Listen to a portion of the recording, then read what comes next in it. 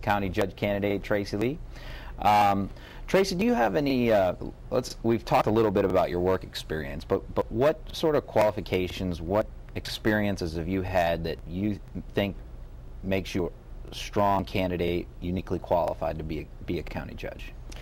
Well, some of the things I wanted to do was make sure that people understood that I was qualified.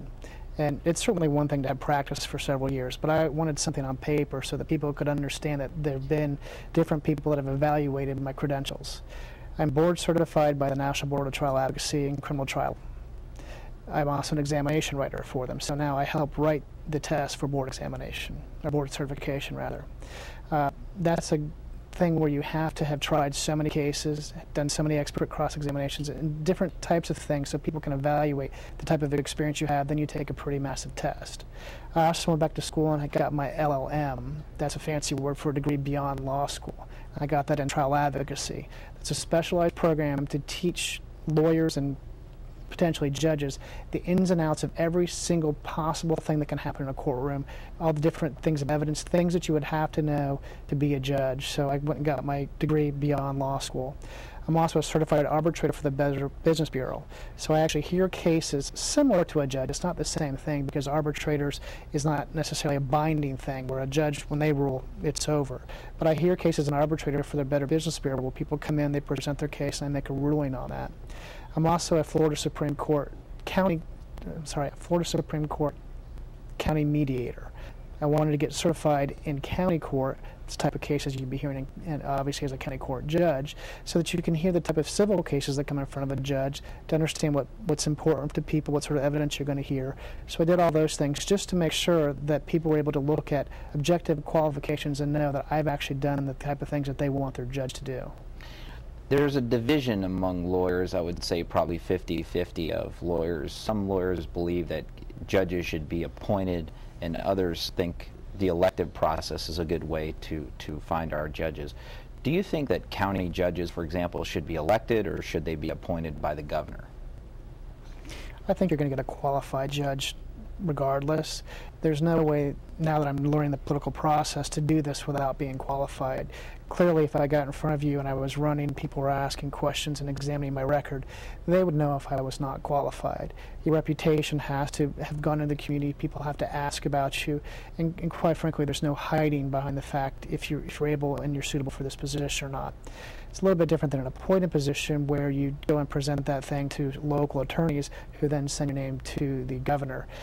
In my opinion, it's a little less political to do the election process, because once the names get sent up to the governor, and many times that's unfortunate, but it comes down to who is speaking on your behalf, and there's some really good qualified people that have made that short list that may not have been really considered for that position. So I think to get really good judges, I like the election process, but quite frankly, you're going to get a good candidate regardless.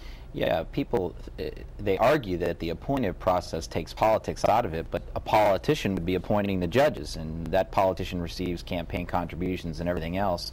It seems to me the people of the local community should elect the officials, not be picked by somebody in Tallahassee. I think that's what you're saying as well, huh? I think you're going to get a judge who's more in tune with what the county wants, has the reputation that the county wants, and has really gone through that sort of process.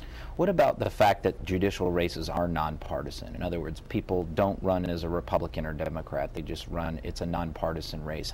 How do you feel about that? Do you think that's a good idea? I think it's a great idea. What I talked about earlier with judges not making law, but following the law, it's the same thing. If I was really strong Republican or Democrat, and that's how I got elected, I would certainly feel some obligation to rule that way.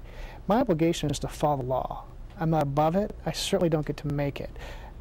If you trust someone to have this position, and it's an extreme honor and a privilege, but if you put yourself above that, you are doing a disservice to this wonderful country that we're all part of, and we can't have that.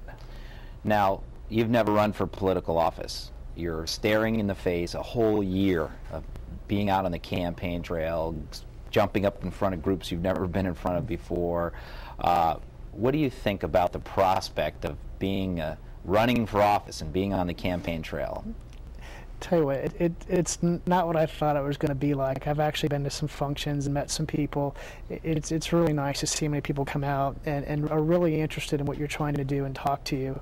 And the support that I've got so far has been overwhelming. I know that before I made this decision, my wife and I prayed. We wanted to make sure that we were doing something that would be right for our family and the right path.